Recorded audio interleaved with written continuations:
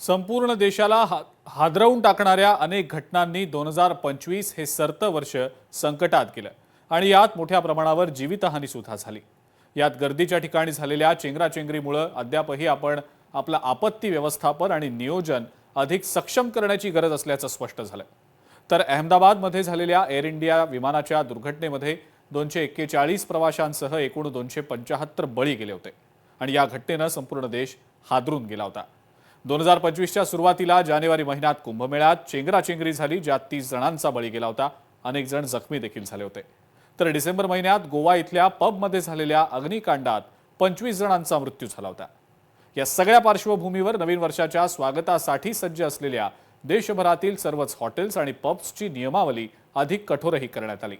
सरत्या वर्षातल्या अपघातांच्या, दुर्घटनांच्या कटू आठवणींचा हा खास रिपोर्ट पाहूया।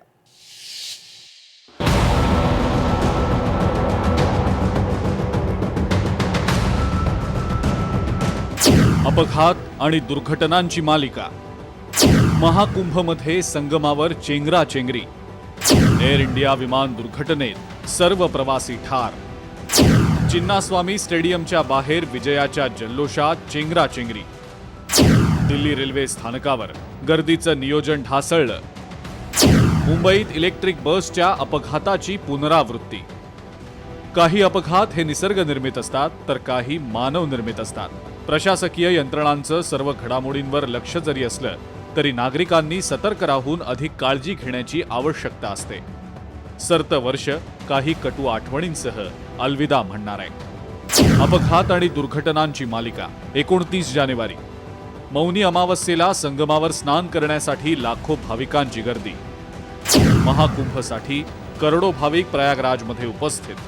ब्रह्ममुहूर्तावर स्नान करण्यासाठी भाविकांची गर्दी। संगमावर गर्दी झाल्यानं भाविकांची चेंगराचेंगरी। अनेक लोक पायदळी तुडवले गेले। 30 जणांचा मृत्यू। 15 फेब्रुवारी दिल्ली रेल्वे स्थानकावरची बेपर्वाई। महाकुंभसाठी रेल्वे स्थानकाच्या प्लॅटफॉर्म 14 आणि 15 वर प्रचंड गर्दी। रेल्वेकडून कोणतीही घोषणा नाही, अचानक गर्दी वाढली। काही मिनिटातच चेंगराचेंगरी झाली। अनेक जण पायदळी तुडवले गेले।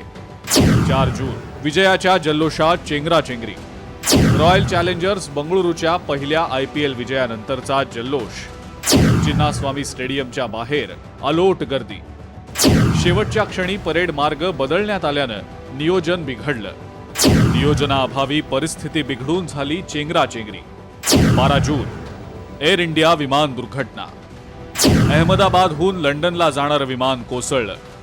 Air India flight 175 take off नंतर अवघ्या 32 सेकंदात कोसळलं। विमानातील 242 प्रवाशांपैकी एक जण वाचला।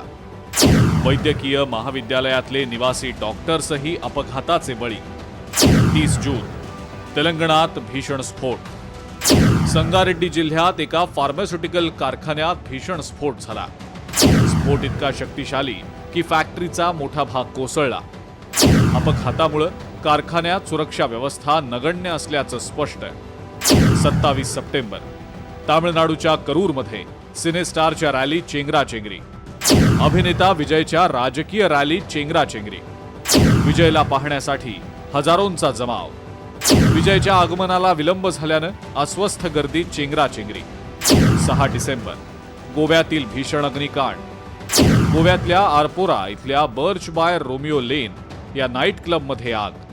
6 डिसेंबरच्या मध्यरात्रीनंतर लागली भीषण आग। आगीमध्ये 27 जण गुदमरून मरण पावले। तर अवघ्या 4 दिवसांपूर्वी भांडूप रेल्वे स्टेशनजवळ इलेक्ट्रिक बेस्ट बसचा अपघात झाला।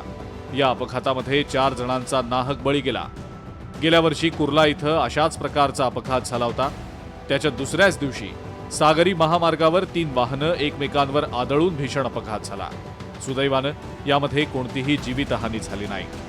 काही दुर्दैवी अपघात हे मानवनिर्मित असल्याचं स्पष्ट झालंय। योग्य नियोजनाअभावी नागरिकांचा नाहक बळी गेलाय। त्याची जबाबदारी घेण्यासाठी कुणीही पुढाकार घेत नाही। मात्र यातून आपण काहीतरी शिकण्यासारखं नक्कीच आहे। ब्युरो रिपोर्ट, लोकशाही मराठी। लोकशाही मराठी ऐका, पहा, जागरूक रहा।